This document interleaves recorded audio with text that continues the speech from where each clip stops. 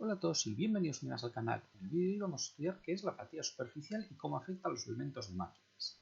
Antes de comenzar quiero aclarar que este vídeo es continuación del vídeo anterior en el que explicamos muy por encima qué era la fatiga en los elementos de máquinas, ya que la fatiga superficial no deja de ser un tipo de fatiga del material que sucede cerca de la superficie.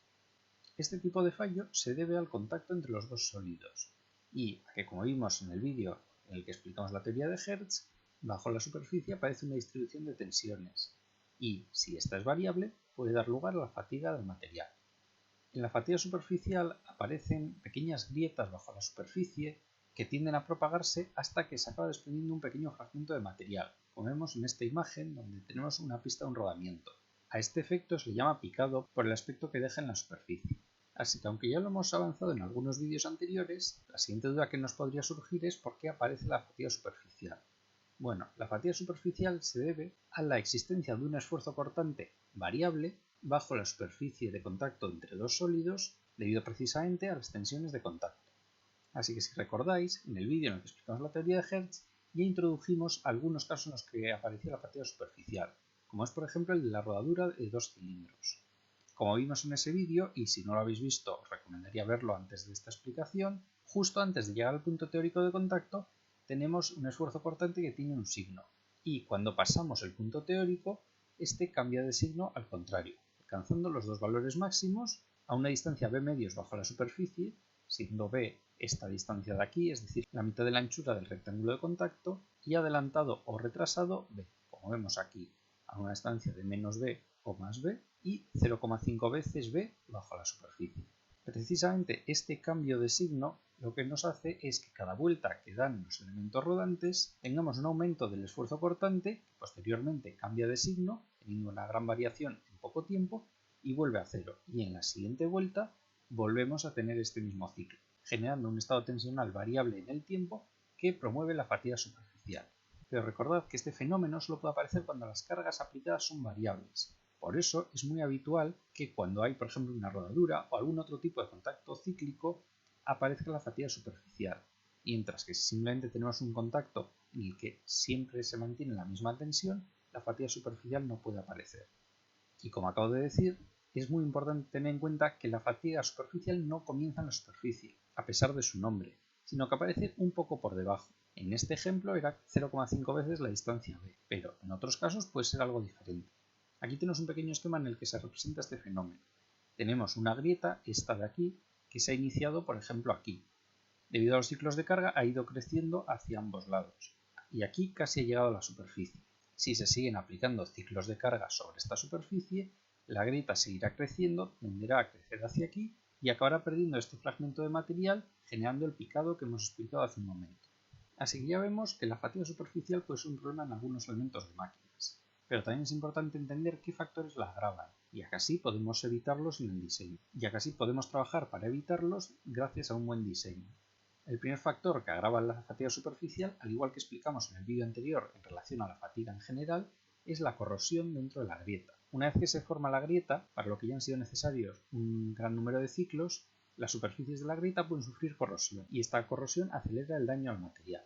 Pero hay otro fenómeno que muchas veces no se tiene en cuenta, y en general pensaríamos que lubricar las superficies mejora cualquier aspecto relacionado con el rozamiento y con el desgaste, y por tanto esperaríamos que reduzca el daño de la fatiga, ya que precisamente el lubricante puede repartir mejor las tensiones. Pero ahora vamos a ver que esto no siempre es cierto, ya que puede aparecer un efecto de cuña hidrostática, como vamos a ver a continuación. Aquí hemos representado dos superficies en contacto, esta de aquí y esta otra. Vamos a suponer que están rodando y que estas que hemos representado aquí en rojo son dos grietas. Esto morado, en cambio, es el lubricante. Partiendo de esta situación en la que, como veis, ya se han iniciado unas grietas y han llegado hasta la superficie, esto no es la situación inicial, sino que aquí se ha generado una pequeña grieta y se ha ido propagando hacia la superficie, y aquí otra que se ha propagado hacia allí. Si tenemos esta situación y avanzamos ligeramente, como he dicho, con un movimiento de rodadura, llegamos a esta otra. Una vez que la grieta ha llegado a la superficie, en ella tiende a entrar lubricante y, si tiene esta forma, al llegar a la zona de contacto, un pequeño volumen de lubricante puede quedar atrapado en la grieta y, debido a la presión de la otra superficie, que la grieta esté cerrada. Al seguir con el movimiento, esta grieta tiende a cerrarse y aumentaría la presión del lubricante. Ese aumento en la presión podría favorecer el crecimiento de la grieta, como hemos representado aquí. Y como consecuencia de este crecimiento de la grieta, podría desprenderse una pequeña porción de material, apareciendo el descascarillado. ¿Pero qué sucede si trabajamos con la otra grieta, esta de aquí? Bueno, una vez que hayamos llegado hasta aquí, debido al ángulo que forma esta grieta con la superficie, cuando llegamos a la zona de contacto, se va cerrando primero esta zona más profunda de la grieta y posteriormente la zona superior, de forma que en este caso el lubricante, en lugar de quedar atrapado, se va expulsando poco a poco. La grieta se cierra y, una vez ha pasado la zona de contacto, cuando ya no haya una presión que tienda a cerrarla, se volverá a abrir y se llenará otra vez de lubricante. En este caso, como la presión en el interior de la grieta no tiende a crecer porque ya no hay lubricante, es más difícil que se propague la grieta, pero aún así, debido a la variación de la tensión durante muchos ciclos, acabaría avanzando de la misma manera. Pero como he dicho, además de este problema relacionado con el lubricante, es cierto que gracias al lubricante se distribuyen mejor las presiones en el contacto. De esta forma, es más difícil que se inicien grietas cerca de la superficie como consecuencia de la fatiga, de manera que antes de que se inicien las grietas, tener lubricante puede ser favorable frente a la fatiga superficial. Pero una vez que las grietas han llegado a la superficie, la existencia de lubricante puede ser perjudicial. Al menos si las grietas tienen esta orientación en lugar de esta. Teniendo esto en consideración, la siguiente pregunta que nos podríamos hacer es ¿cómo podemos reducir la existencia o la aparición de fatiga superficial? Bueno, en realidad todos los métodos que sirvan para reducir la fatiga también servirán para reducir la fatiga superficial, pero hay algunos que son especialmente útiles. El primero es evidente, reducir la presión de contacto, y que cuanto mayor sea la amplitud de la variación de las cargas que generan la fatiga, mayor será la velocidad de propagación de grietas. Pero además, como ya explicamos para la fatiga, las tensiones de tracción son más perjudiciales frente a la fatiga que las de compresión. De modo que si introducimos tensiones residuales de compresión cerca de la superficie, ya sea gracias al proceso de fabricación o a un posible postprocesado, por ejemplo el granallado, podríamos reducir la tendencia a la aparición de grietas y por lo tanto podríamos aumentar la vida-fatiga del componente. Esta segunda opción en general es más viable que la primera, ya que en la mayoría de los casos no podremos reducir la presión de contacto, a no ser, claro está, que tengamos suficiente espacio en la máquina para utilizar elementos de mayor tamaño en los que la fuerza se reparta en una mayor superficie, por lo tanto la tensión sea menor. Finalmente, al igual que hemos visto en el resto de vídeos de tribología, uno de los aspectos que más afectan al contacto entre dos sólidos es el material de estos, y no es diferente en el caso de la fatiga superficial. Así que, si queremos reducir la fatiga superficial, podríamos intentar cambiar de materiales, si es que por diseño esto es posible. Si queremos que no se propaguen las grietas debidas a la fatiga superficial, o que éstas lo hagan a una menor velocidad, deberíamos elegir una combinación de materiales que no sean ni muy duros ni muy blandos. Es mejor que sean de diferente dureza, y así se acomodarán mejor, la superficie de contacto será mayor y la presión estará mejor distribuida. En esta imagen hemos representado un ejemplo de esto. Suponemos que esta esfera es muy dura y este plano es mucho más blando. En este caso, el plano se deforma y se acomoda con la esfera, teniendo una gran superficie de contacto. Y esto es importante porque es cierto que los materiales más duros en general tienden a reducir la propagación de grietas, por lo tanto aumentarían la vida-fatiga, pero tienen el problema de que como se deforman menos, la superficie de contacto sería mucho más pequeña.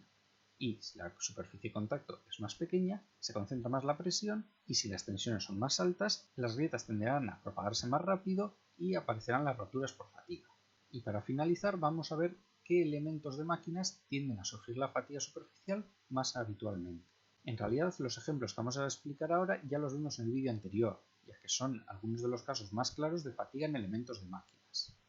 El primero, como no, son los engranajes. Los engranajes sufren dos tipos de fatiga. Por un lado, la fatiga del material, como consecuencia de que cada diente es una viga empotrada por su base y libre por la punta, sobre la que se aplica una carga cada vuelta que da el engranaje. Y por tanto podría aparecer fatiga en esta zona de aquí donde las tensiones son mayores y desprenderse el diente completo. Este es un ejemplo de fatiga en engranajes, pero esta no es fatiga superficial. La fatiga superficial es la que vemos en esta imagen, donde se han desprendido pequeñas zonas de la superficie como consecuencia de la variación de la carga, pero a nivel superficial. En este caso las grietas no producen la rotura de todo el diente, sino únicamente el desprendimiento de pequeños volúmenes de material de la superficie. Otro ejemplo que ya pusimos en el vídeo anterior y en el que es muy habitual la aparición de fatiga superficial son los rodamientos. La explicación de la aparición de fatiga superficial en los rodamientos es precisamente la que vimos en el vídeo sobre la teoría de Hertz y que he recordado en este vídeo, debido a la rodadura de un elemento sobre otro y las tensiones que se producen bajo la superficie.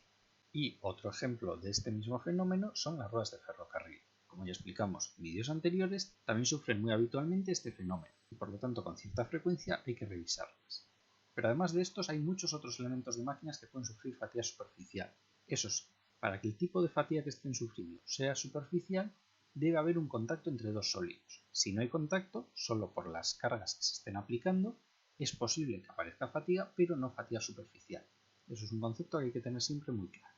Y con esta breve explicación de la fatiga superficial en los elementos de máquinas hemos terminado el vídeo. Espero que lo hayáis entendido todo y si no es así, no dudéis en dejar vuestras dudas en los comentarios. Y como os digo siempre, si queréis seguir viendo este tipo de vídeos en el canal, os agradecería que os suscribieseis y que compartieseis el vídeo.